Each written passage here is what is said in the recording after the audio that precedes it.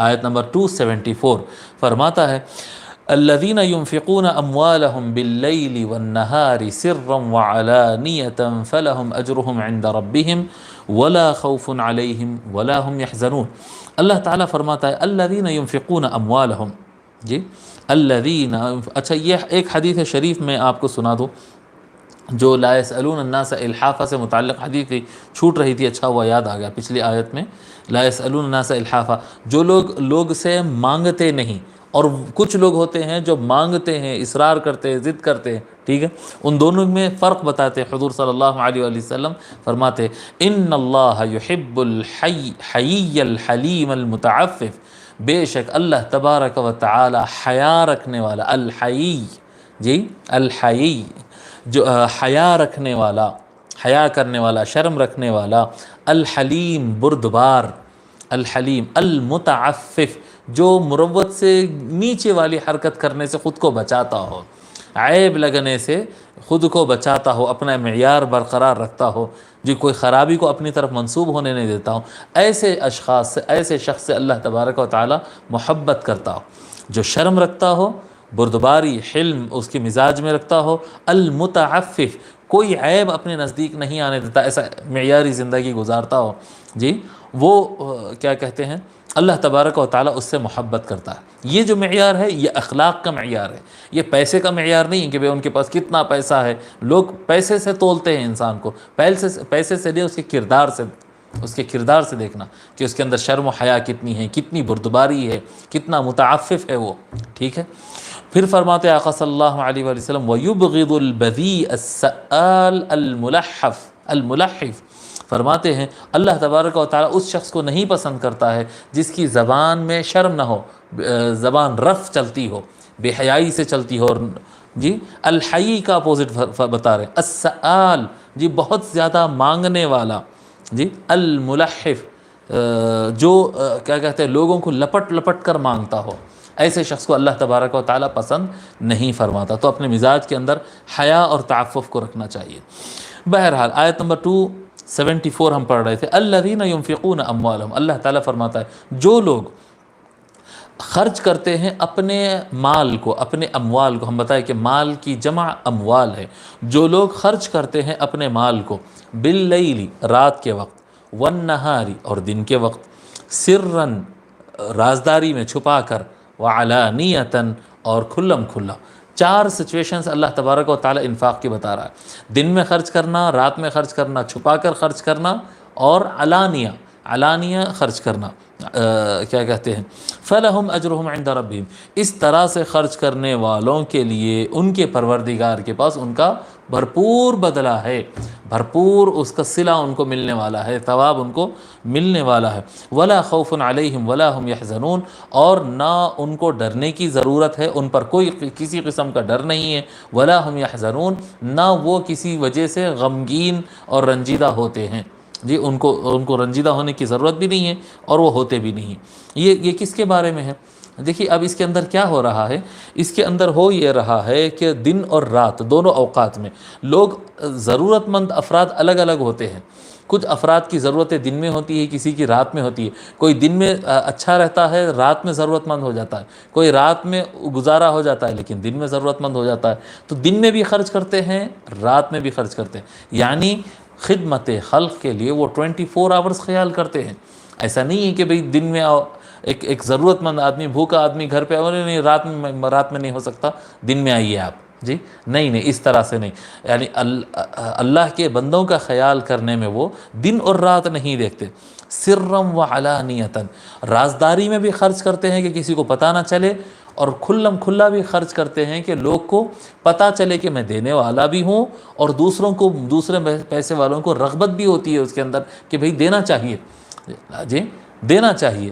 سب کے سامنے جب نکال کر دیتے ہیں تو دوسرے کو بھی خیال آتا ہے ارے ہو بھئی میرے کو بھی یہاں پر دینا چاہیے، میرے کو بھی ایسا کام کرنا چاہیے، تو کچھ کام بتانا پڑتا ہے تاکہ دوسروں کو رغبت ملے، دوسروں کو سیکھ ملے، اس سے تعلیم ملے، ایک رستہ ان کو معلوم ہو کہ اس طرح سے کرنا ہے، اور رازداری میں بھی کرنا ہے، کیونکہ سارا خرچ جو ہے وہ صرف دکھانے کے لیے نہیں ہوتا ہے، وہ تو اللہ تعالیٰ کو دکھانے کے لیے ہوتا ہے، بندوں کو کہاں دکھانا ہوتا ہے وہ۔ تو 4 سچویشنز، الذین ينفقون اموالهم باللیل والنہار سرا وعلانیۃ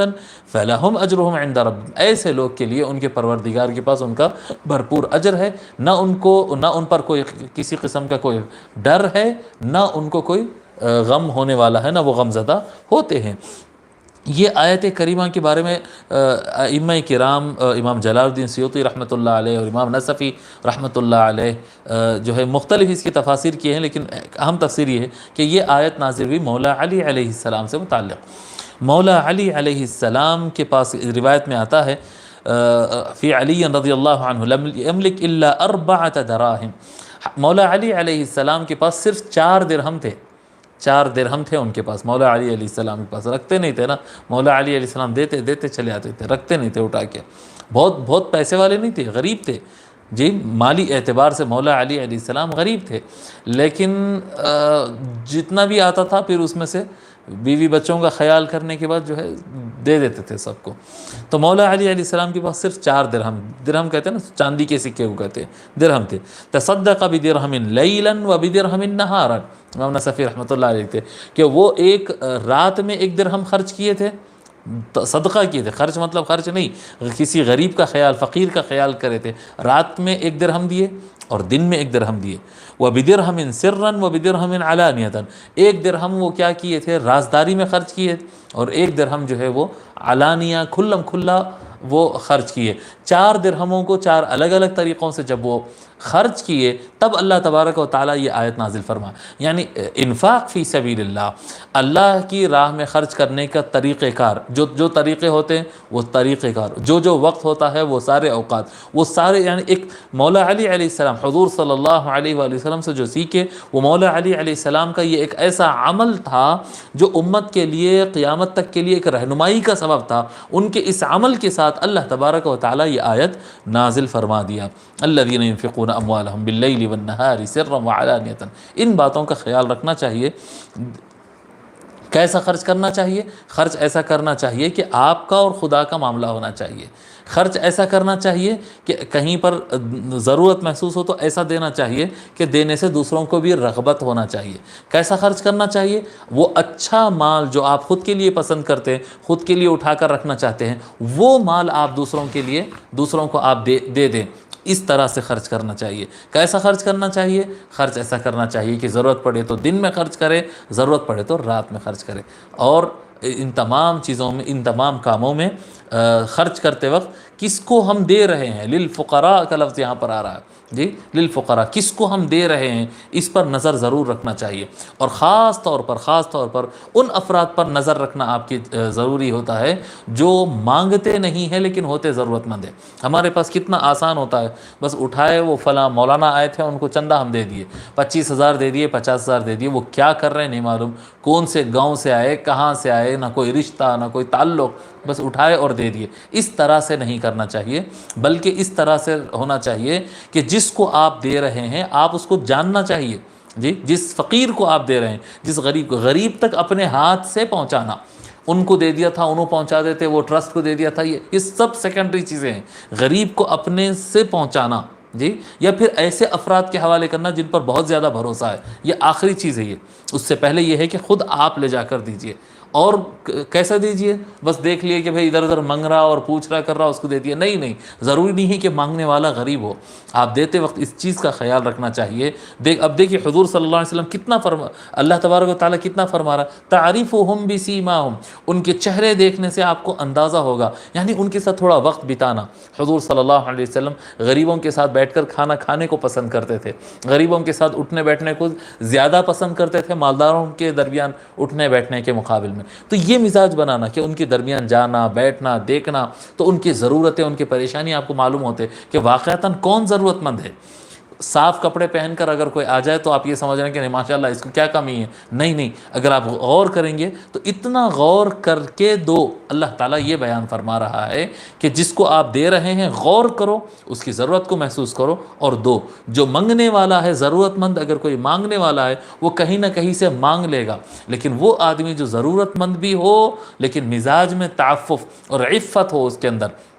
معیار ہو اس کے اندر کہ وہ کسی سے مانگ نہیں سکتا، جی وہ نہیں مانگتا ہے، وہ گرتا نہیں ہے، لیکن اس کے اندر اس کی ضرورت تو ہے، ایسے افراد کو دیکھنا، غور کرنا، آبزرو کرنا اور ایسے افراد تک مال پہنچانا، یہ بہت بڑی ذمہ داری ہے اہل ثروت حضرات کی۔ اللہ تبارک و تعالیٰ سے دعا ہے کہ مولا رب کریم ہم کو دین سمجھنے اور ہم کو دین پر عمل کرنے کی توفیق عطا فرمائے۔